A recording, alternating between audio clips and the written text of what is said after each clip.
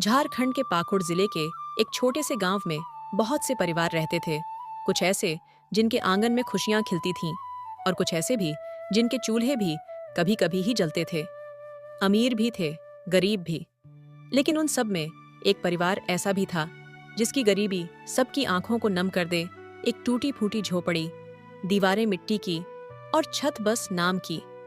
वो परिवार सिर्फ गरीब नहीं था, वो अत्यंत बेबस था। सुबह का समय है, करीम अपने घर में खाट के ऊपर बैठा हुआ है। तभी उनकी गुड़िया आती है। अब्बू, सब तो कुर्बानी के लिए गाय ले आए हैं, हम नहीं लाएंगे क्या? अब्बू, आप क्यों कुछ नहीं बोलते?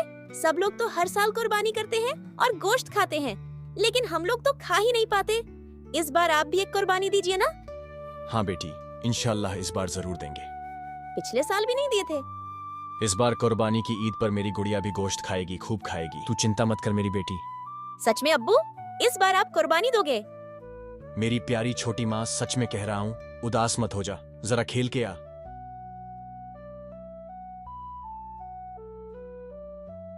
गुड़िया तो इन दिनों हर वक्त बस कुर्बानी की बात करती है और मेरी हालत ये है कि कुछ कर पाने की ताकत ही नहीं।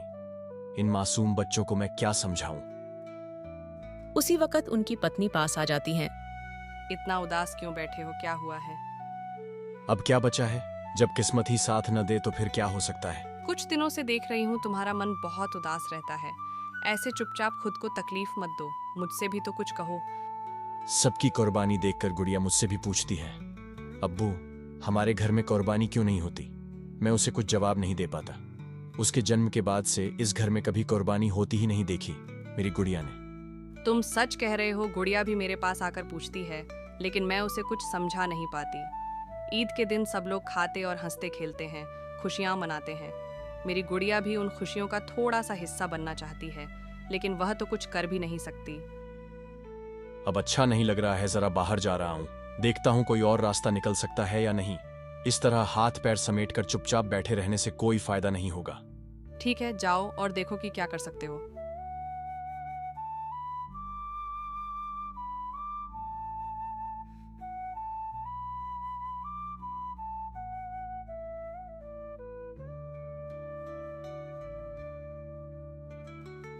करीम भाई, इतना गंभीर चेहरा बनाकर कहां भागे जा रहे हो? तुम्हें देखकर लगता है जैसे सारी दुनिया की चिंता सिर्फ तुम्हारे ही कंधों पर हो। बड़े मायूस लग रहे हो। सब खैरियत है ना? भाई मुझे भी ऐसा ही लगता है। ये गरीबी भरी किस्मत जैसे मेरे गले की फांस बन गई है। ऐसे क्यों कह रहे हो भाई? क्या हुआ है, मुझे जरा खुलकर बताओ। भाई साहब देखिए ना, मेरी ज़ैनब को कई साल हो गए, आज तक कभी एक बार भी कुर्बानी का गोश्त नसीब नहीं हुआ। बच्ची बस थोड़ी सी खुशी चाहती है, कहती है अब्बू इस बार कुर्बानी देखूंगी, गोश्त खाऊंगी। लेकिन मैं क्या करूं? मैं तो इतना भी नहीं कमा पाता कि एक बकरी ले सकूं। ऊपर से सर पर कर्ज का बोझ है। अब आप ही बताइए, एक बाप अपनी बेटी की मासूम ख्वाहिश पूरी न कर पाए तो उससे बड़ा मजबूर कौन होगा? बिल्कुल यही तो बात है। अगर तुम चाहो तो मेरे साथ शहर चल सकती हो। ईद के दिन ही मैं शहर जाऊंगा और उसी शाम लौट भी आऊंगा। आखिरकार ईद मनाने के लिए शहर क्यों जाएंगे? अरे भाई, तुम तो कुछ भी नहीं जानते। मैं तुम्हें बता रहा हूं, जो लोग शहर में रहते हैं वे एक दूसरे की कुर्बानी में मदद नहीं करते। वहां वैसे भी ज्यादा लोग नहीं होते, इसीलिए हम जैसे गांव के लोग जब उनकी मदद करते हैं तो बदले में थोड़ा गोश्त और कुछ पैसे मिल जाते हैं। मैं हर साल यही करता हूं, इसलिए देख लो, ईद के दिन मैं घर पर नहीं रहता। इसीलिए कह रहा हूं, चलो मेरे साथ। ठीक है भैया, घर जाकर बीवी से बात करता हूँ, फिर बताता हूँ। ठीक है, तब वही करो।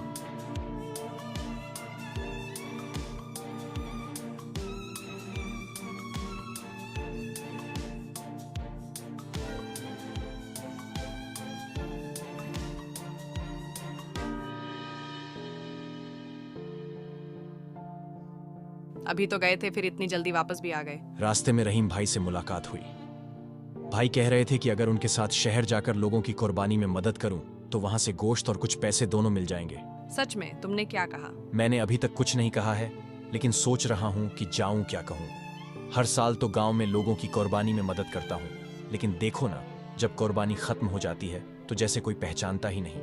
ऐसे ही दूर दूर रहते हैं और काम के बदले में थोड़ा सा गोश्त देना भी जैसे बहुत भारी पड़ता है उनके लिए। तुम जो ठीक समझो वही करो, मुझे कोई आपत्ति नहीं है। आखिर तुम जो भी कर रहे हो सब तो परिवार के लिए ही कर रहे हो। ठीक है, तो मैं कल शहर जा रहा हूँ, लेकिन तुम जरा बेटी का ख्याल रखना, अभी उसे कुछ मत बताना। तुम्हारी जाने की बात सुनकर मैं बच्ची को संभाल पाऊंगी कि नहीं?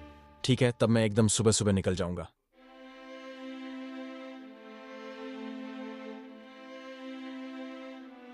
ईद की सुबह जब जैनब अभी सोकर नहीं उठी थी, तभी करीम रहीम के साथ शहर चला गया। अम्मी अब्बू नहीं दिख रहे हैं, वह कहाँ गए हैं? बेटी तू चिंता मत कर, तेरे अब्बू आ जाएंगे। अम्मी अब्बू तो हर साल ईद में हम लोग के साथ रहते हैं, इस साल क्यों नहीं? अम्मी सच में बोलो ना, अब्बू कहाँ गए हैं? नहीं बेटा, कोई पिता अपनी बेटी को नहीं भूलता। तुम्हारे अब्बू तो तुम्हारी मुस्कान के लिए ही शहर गए हैं। वो वहाँ जाकर लोगों की कुर्बानी में मदद करेंगे ताकि बदले में थोड़ा सा गोश्त मिल जाए, हमारे घर की हांडी में भी कुछ पक सके। अम्मी क्या सिर्फ थोड़ा सा गोश्त लाने के लिए अब्बू ईद पर हमारे साथ नहीं है? ऐसा गोश्त हमें नहीं चाहिए। अम्मी जिसके लिए अब्बू को हमसे दूर रहना पड़े, मैं तो अब्बू के बिना कुछ भी नहीं खाऊंगी। वो घर आ जाएं, बस मैं उन्हें देख लूं, उनकी आवाज़ सुन लूं, मैं बहुत खुश हो जाऊंगी।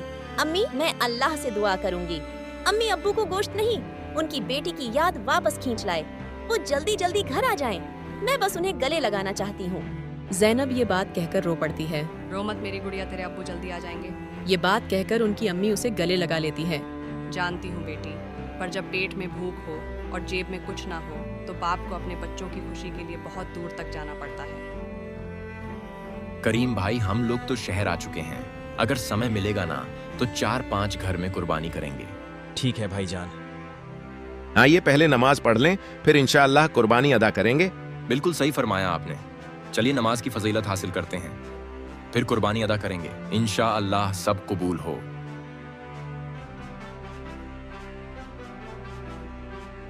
इधर गांव में जैनब दूसरे के यहाँ कुर्बानी देखने जाती है।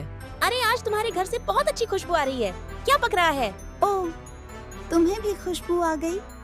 क्या बताऊं जैनब, हमारे घर में तो आज मटन बिरयानी, शामी कबाब और सीख कबाब बन रहे हैं। तुम्हारे जैसे लोग तो शायद नाम ही सुने होंगे, खाए कहाँ होंगे। शबनम ऐसे ना बोलो। वैसे भी ईद पर असली मजा तो होता है। कुर्बानी करने वालों के घर में खाली खुशबू से पेट तो नहीं भरता। तुम लोगों के बस की बात तो है ही नहीं कुर्बानी करना। ये बात जैनब के दिल को गहरे तक चुभ जाती है। वह चुपचाप उदासी के साए में डूबी घर की ओर लौट पड़ती है।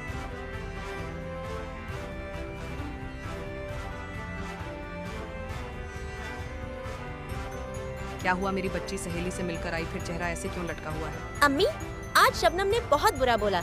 मैंने बस ये पूछा था कि उनके घर से इतनी अच्छी खुशबू आ रही थी, क्या बना रही हो? तो वो ताना मारने लगी। क्या कहा उसने?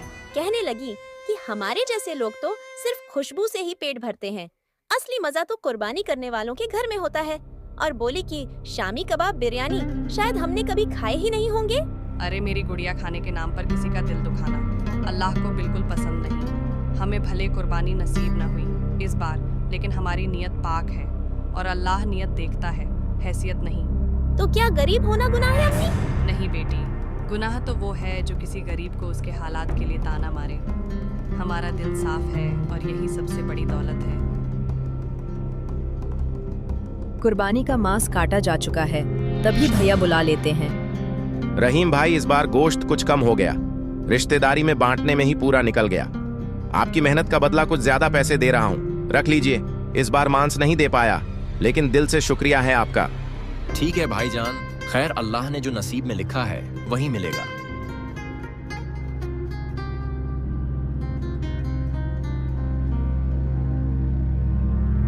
रहीम भाई, गोश्त चाहिए मुझे। पैसे तो हर रोज कुछ ना कुछ कमा लेते हैं, लेकिन आज मेरी बच्ची भूखी है।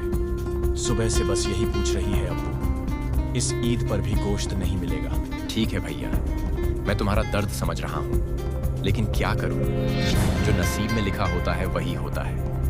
एक काम करो, आज तुम ही चले जाओ, मैं यहीं रुक जाता हूँ। जाते वक्त बाजार से अपनी बच्ची के लिए गोश्त ले लेना, तुम्हारे पास तो पैसे हैं। ठीक है, चलता हूँ, तब अपना ख्याल रखना।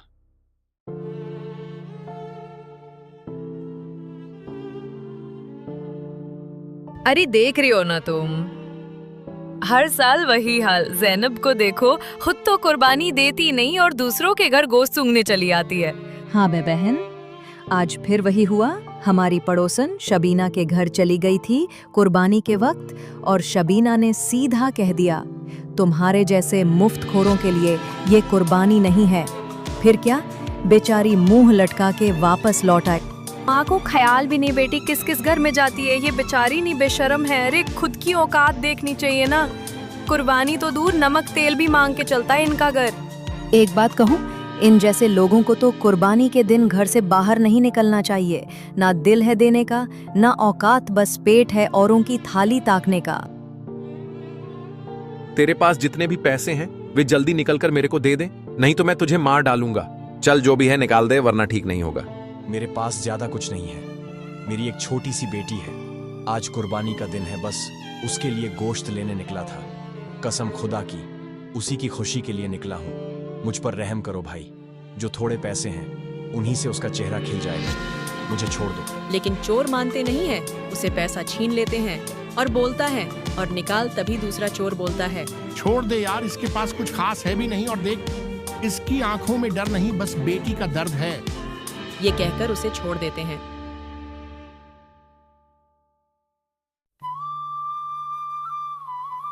रास्ते में कुछ चोर करीम से पैसे छीन लेते हैं, लेकिन करीम ने अपने पैसे 2 हिस्सों में बांट कर रखे थे। एक हिस्सा बच जाता है। भाई मटन कैसे दिए? 600 रुपए किलो। बाजार में एक आदमी करीम को गोश्त खरीदते हुए देखते हैं और आकर बोलते हैं, मैं तुम्हारे को 1 सप्ताह से ढूंढ रहा हूँ। मेरा जो बकाया पैसा था वह जल्दी मेरे को दो। जितने भी पैसा थे उनको वो दे दिए और बिना गोश्त लिए वो घर की ओर चल पड़ते हैं।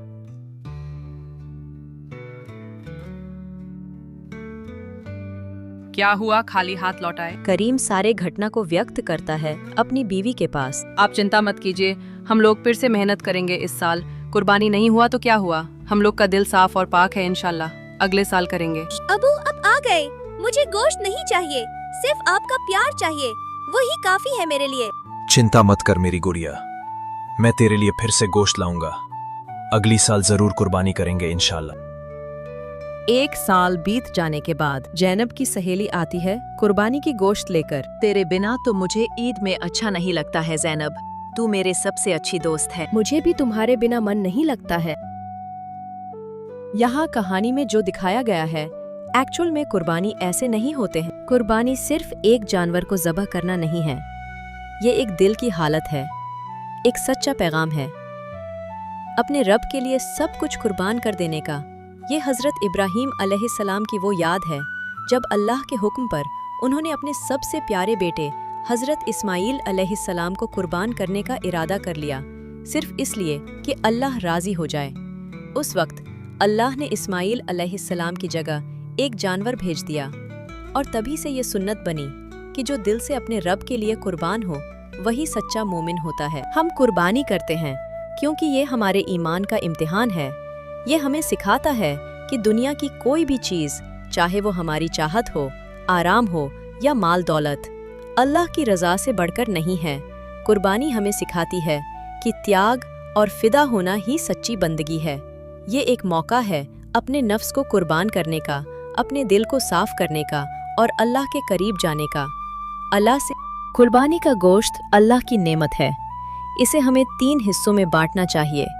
एक हिस्सा अपने घर वालों के लिए, एक हिस्सा रिश्तेदारों और दोस्तों के लिए, और सबसे प्यारा हिस्सा गरीबों और भूखों के लिए, जिनकी आंखें इस दिन एक निवाले की उम्मीद में होती हैं।